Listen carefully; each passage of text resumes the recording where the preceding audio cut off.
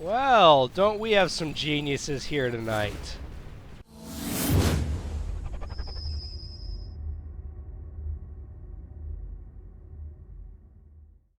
Hello, ladies and gentlemen. My name is iGoRawr, and welcome to Let's Auraxium, the show where I Auraxium a gun and then proceed to wave my planet-side e-dick around for the entire internet to see. Today we're going to be looking at the NS PDW, a common pool submachine gun available to all classes and all factions. You know, when I was young, my mother used to tell me, if I don't have anything nice to say, just don't say anything at all. So let this brief moment of silence be a metaphor for how I feel about this gun. Let's look at the stats, shall we?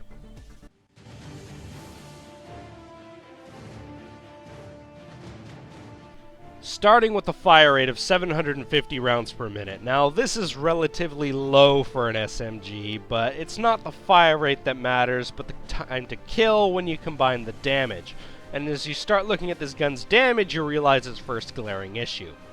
Starting off at 125 damage up to 15 meters, which, mind you, is very, very long for a minimum damage range, dropping off to 100 damage at 65 meters, we realize this SMG is trying to be a more well-rounded weapon rather than a close quarters combat gun, which is kind of weird to try to do on an SMG. Next is the muzzle velocity, which comes in at 400 meters per second. Now, this is on par with most SMGs, but the issue here is that since it's trying to be a more mid-range rounded weapon, you might actually find yourself struggling to hit those longer range targets with such a low velocity. Considering the fact that you're probably going to be wanting to run soft point ammunition as well to extend that minimum damage range even farther to make it, well, really long minimum damage range, it's gonna have just one more little hit against the muzzle velocity, making it even more difficult to hit those mid-range targets. Next is the reload speed of 2.3 seconds for a short reload and 2.6 seconds for a long reload. Now, compared to other SMGs, its short reload is actually pretty bad.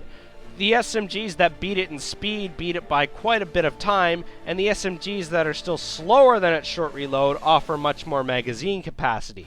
But when you compare its long reload to other SMGs, it's actually relatively quick. So it seems that this gun seems to trade a little bit of its short reload speed to increase its long reload speed by quite a bit. It's a bit of a trade-off that doesn't really seem worth it in my opinion. However, considering the NS PDW uses a lower than average damage model than most guns and only has a 30 round magazine, you might be running the clip dry in this gun a lot more often than you would other guns. It's also worth mentioning that this gun has a 7.5 ADS speed, like all nanite system weaponry. However, this is a trait that's shared by all SMGs, so you're not getting by on that one this time, nanite systems.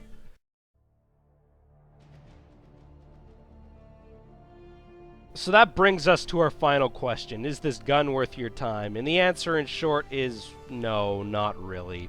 I don't think it's a bad gun. I don't think it's a good gun. I think it's slightly below average.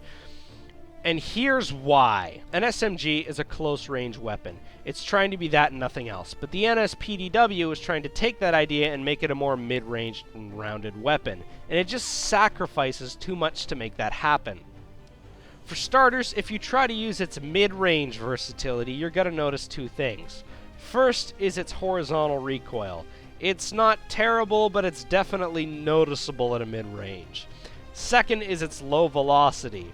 Like I said, it's fine for a close-range weapon, but when you try to go into the mid-range, you're just outclassed by other guns that just do it better. The second issue I have with this weapon is all the rail attachments. They all feel quite necessary. If you want to be strong in the mid-range, you're probably going to want the forward grip to get rid of some of that horizontal recoil to make sure you land all of those shots and get a quicker time to kill. But the problem is, with the lower damage model and only a 30-round magazine, you're not going to have a lot of sustainability in a long-range firefight without the extended magazine compared to most mid-range guns. If you go close quarters, you're probably going to want to run the laser sight. You know, take advantage of the fact that most SMGs have a pretty tight hip-fire cone of fire. But yet again, you just don't have a lot of sustainability with the low damage model and low magazine size. The gun just needs something. It needs two of these things together to be good at something, and instead you just get this mess that's not very good at anything. However, that isn't my biggest issue with the gun. So here's my biggest issue with the weapon. It just feels like every other class, outside of the Infiltrator, has a better weapon available to it that does the job better. For starters, the default on every class, and pretty much across every faction, just does the more well-rounded gun job better.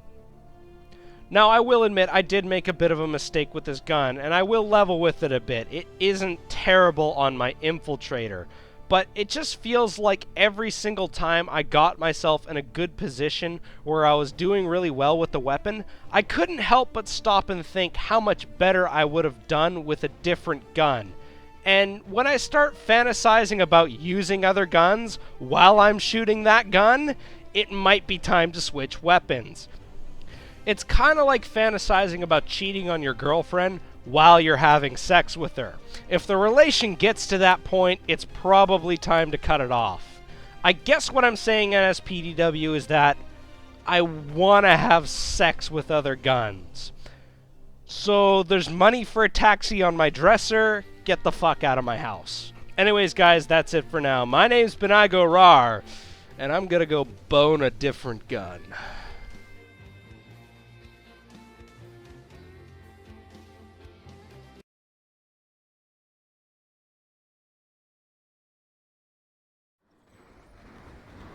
I actually played a game where I was a squirt lord before. What? Card game. It was a card game. Oh, I should have said that first. Dang it!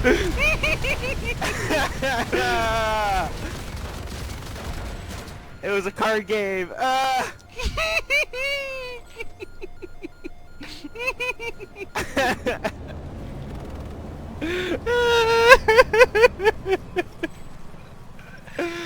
Oh, the shit we get up to.